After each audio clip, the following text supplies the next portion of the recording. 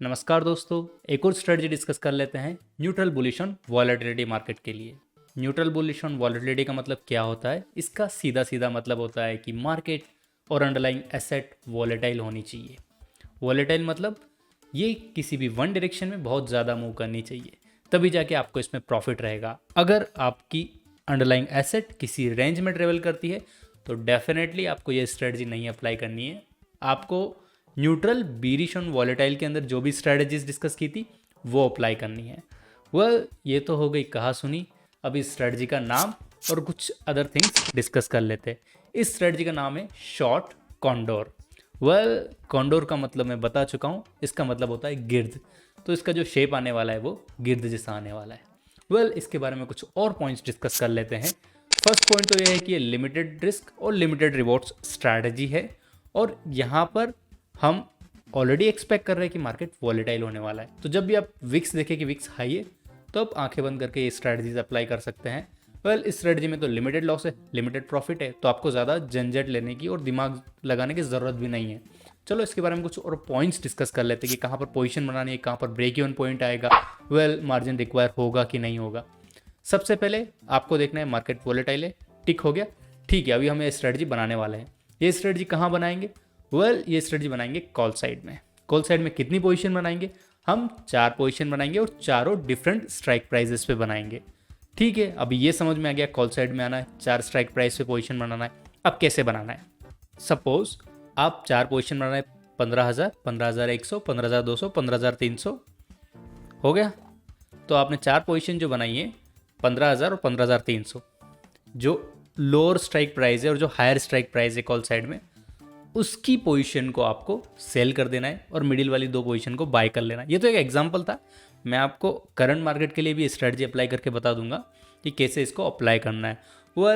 Risk definitely है but limited है, rewards भी लिमिटेड है, मार्जिन हमको चाहिए होगा क्योंकि हम सेल कर रहे हैं ऑप्शंस को। चलो आज जो निफ्टी एंड हुआ उसके हिसाब से अगर स्ट्रेटजी को अप्लाई करेंगे तो क्या होगा। तो चलो मैं करंट मार्केट का एग्जांपल ले लेता हूँ। करंट मार्केट के लिए आज निफ्टी एंड हुआ 15,173.3 पे। अगर आप देखेंगे तो इन द मनी लेता हूँ और उसका कॉल को स्ट्राइक प्राइस को सेल कर देता हूँ। इन द मनी कहाँ ले रहा हूँ मैं? 14,950 पे। 14,950 पे मुझे प्रीमियम रिसीव होता है 305 पॉइंट्स का।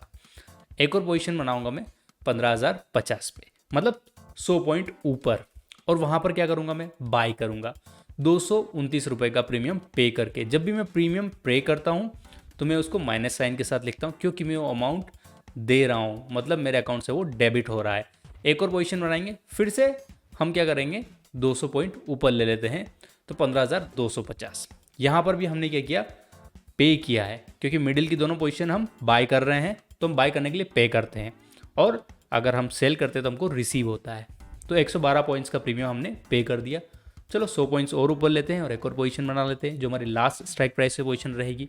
उसके लिए हमें 71 पॉइंट्स का प्रीमियम रिसीव हो जाएगा। अब नेट प्रीमियम आप कैलकुलेट करना है, तो ये जो चारों प्रीमियम आपको चाहे रिसीव है चाहे आपने पे किए हो, उसको आप ऐड कर दीजिए। अगर मेरे जैसा साइन लेते हैं तो आप डायरेक्टली ऐड कर दीजिए, अगर सेम साइन नहीं लेते तो जो प्रीमियम रिसीव है उसको ऐड करना है और प्रीमियम पे किया है उसको माइनस करना है। तो आपको टोटली अगर आप देखेंगे तो 35 पॉइंट्स का आपको प्रीमियम रिसीव होगा आपके अकाउंट में। ये तो हो गया प्रीमियम रिसीव। अभी अपर ब्रेक इवन पॉइंट और lower break even point calculate कर लेते हैं, ताकि हमको पता चल जाए कि ठीक है भाई हमारी बाउंड्री कहाँ है, कि इससे ऊपर या इससे नीचे गया तो ही हमको प्रॉफिट होगा। चलो तो वो भी करना आपको सिखाई देता हूँ। अपर ब्रेक इवन पॉइंट के लिए मैं क्या बोल रहा हूँ? Highest strike price. Highest strike price हमने कितना लिया है? 15,350, और मैं बोल रहा हूँ कि minus net credit. Net credit कितना है? 35।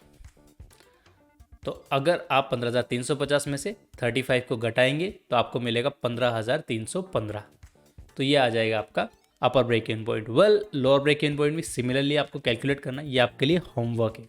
चलो अब इसको डिटेल्स में डिस्कस कर लेते हैं, उसका पे ऑफ शेड्यूल और अदर डिटेल्स डिस्कस कर लेते हैं। पे ऑफ शेड्यूल का सीधा मतलब होता है कि ये जो अंडरलाइंग एसेट है ये कहाँ पर अगर क्लोज होती है एक्सपायरी के दिन तो हमको कितना प्रॉफिट या लॉस हो सकता है। यहाँ पर हम जनरली 4 पोजीशन बना रहे हैं, 4 मिडिल कॉलम आप देखने को मिल सकता है। ये देखिए 4 मिडिल कॉलम है। नेट पे ऑफ इन चारों कॉलम का समेशन होता है, मतलब सम कर दीजिए इन चारों कॉलम की वैल्यू को तो आपको लास्ट वाला कॉलम मिल जाएगा। फर्स्ट वाला कॉलम स्ट्राइक प्राइस लिखना है 50-50 के गैप पे, क्योंकि हम निफ्टी ले रहे हैं। तो देख लेते हैं कि हमने पोजीशन कहाँ कहाँ बनाई है। अगर आप देखेंगे तो हमने पोजीशन बनाई 4 जगह, 14,950, 15,050, 15,250 और 15,350। ये 15,150 हमारा एट द मनी कॉल का स्ट्राइक प्राइस है। ओके, तो यहाँ पर हमने 305 रुपये रिसीव हुए क्योंकि हमने सेल किया था। सिमिलरली हमने 350 पे जो पोजीशन बनाई वहाँ पर भी 71 पॉइंट्स हमको रिसीव हुए, क्योंकि यहाँ पर दोनों जगह हम सेल कर रहे हैं। जहाँ भी सेल करते हैं कॉल साइड में, और अगर मार्केट वहाँ तक नहीं पहुँच पाता उस स्ट्राइक प्राइस तक, तो वेल वो पूरा पूरा प्रीमियम आपको मिल जाता है। तो वही मैं लेके चल रहा हूँ। अगर मार्केट यहाँ तक नहीं पहुँच पाया, इसके नीचे ही एंड हो गया, या फिर 14,950 पे भी एंड हो गया, तो हमको 305 पॉइंट्स का प्रीमियम हमारे अकाउंट में आ जाएगा। और 14,900 पे भी एंड होता है तो भी आउट ऑफ द मनी हो जाएगा, तो भी हमको 305 रुपये का प्रीमियम हमारे अकाउंट में आ जाएगा। मतलब ये पॉइंट्स में है। आपको अमाउंट कैलकुलेट करना है तो आपको लॉट साइज से मल्टीप्लाई करना पड़ेगा। यहाँ पर लॉट साइज है 75। अब 15,050 का डिस्कस कर लेते हैं। यहाँ पर हमने पे किया था 229 पॉइंट्स का प्रीमियम। अगर मार्केट नीचे जाता है और इसको आउट ऑफ द मनी रखता है या एट द मनी भी रख दिया, तो भी ये पूरा पूरा प्रीमियम हमारे अकाउंट से चला जाएगा और ये हमारा लॉस हो जाएगा। और अगर मार्केट इसको इन द मनी में करके ऊपर बढ़ने लगता है तो वेल अच्छी बात है, इन द मनी में कॉल बाई किया है तो हमको प्रॉफिट देना चालू हो जाएगा। अगर मार्केट 50 पॉइंट ऊपर मूव करता है तो आपको इसमें +50 कर देना है। फिर 50 पॉइंट मूव किया तो फिर से +50 कर देना है। यहाँ पर 50 के पे आप अंडरलाइन SIT ले लीजिए, वो जितनी ज़्यादा मूव करेगी उतना आप यहाँ पर ऐड करके आप देख सकते हैं। ठीक है, अभी देखते हैं कि 15,250 पे क्या हाल चाल है। 15,250 पे भी हम बाई किए थे, कॉल को बाई किया और मार्केट ऊपर जाएगा तो आपको प्रॉफिट होगा। ठीक है, 15,250 से ऊपर जाता है 50 पॉइंट मार्केट, तो हमको 50 पॉइंट इससे ऐड कर देना, उतना प्रॉफिट होगा। फिर से 50 पॉइंट जाता है तो फिर से 50 पॉइंट ऐड कर देना है। अगर मार्केट नीचे की ओर जाता है या यहीं पर रहता है तो वह जो भी प्रीमियम पे किया है वो सब ज़ीरो हो जाएगा, क्योंकि वो आउट ऑफ द मनी हो जाएगा। वह आप बोलेंगे कि ये मैं कैसे कैलकुलेट करता हूँ। जनरली ये जो वैल्यू मैं लिख रहा हूँ ये एक्सपायरी एंड होने पे, मतलब 3:30 बजे क्या होगा वो लिखता हूँ। ऐसा नहीं कि एक्सपायरी के दिन क्या होगा। ओके, क्योंकि एक्सपायरी के एंड में टाइम वैल्यू आपकी ज़ीरो हो जाएगी तो आपकी इंट्रिंसिक वैल्यू बचेगी। इंट्रिंसिक वैल्यू क्या होती है? डिफरेंस होता है जहाँ पर आपका अंडरलाइंग एसेट प्राइस है और आपका स्ट्राइक प्राइस जहाँ का है, जहाँ पर आपने पोजीशन बनाई है। ठीक है, तो ऐसे मैं कैलकुलेट करता हूँ। अभी 15,350 पे भी देख लीजिए, 71 रुपीज़ का हमको प्रीमियम रिसीव हुआ था। अगर इसको out of the money at the money भी रखता है तो पूरा पूरा प्रीमियम हमारे अकाउंट में आ जाएगा। अगर इसको इन द मनी में करता है, जैसे 50 पॉइंट हो गया तो 50 पॉइंट का लॉस चालू हो जाएगा। चलो, ये तो हो गया हमारा कॉलम। अब इन सबको हम पे ऑफ चार्ट पे देख लेते हैं। पे ऑफ चार्ट में एक्स एक्सिस पे मैं एज यूजुअल स्ट्राइक प्राइस लिया हूँ, वाई एक्सिस पे पे ऑफ लिया हूँ। चलो ड्रॉ करके देख लेते हैं। तो आप देखेंगे गिर्द जैसा शेप आया। वेल, गिर्द जैसा क्यों बोलता हूँ मैं, बटरफ्लाई भी तो बोल सकता हूँ। बटरफ्लाई में जो ये वाला जो पोर्शन रहता है ना, ये सिकुड़ा हुआ रहता है। मतलब आप देखेंगे तो कुछ तीखा सा ऐसा रहेगा। आपको भी पता है बटरफ्लाई छोटी होती है और गिर्द बड़ा होता है, इसीलिए पोर्शन बड़ा होता है। अपन देखेंगे कॉन्डोर में। तो अभी कॉन्डोर में क्या रहेगा, अगर मार्केट इस रेंज में रहता है तो आपको लिमिटेड लॉस होने के चांसेस है। अगर मार्केट इस रेंज में नहीं रहता है या इसके ऊपर या नीचे किधर भी जाने दो, अपर ब्रेक इवन पॉइंट और लोअर ब्रेक इवन पॉइंट के बीच में, आपको लिमिटेड प्रॉफिट होगा।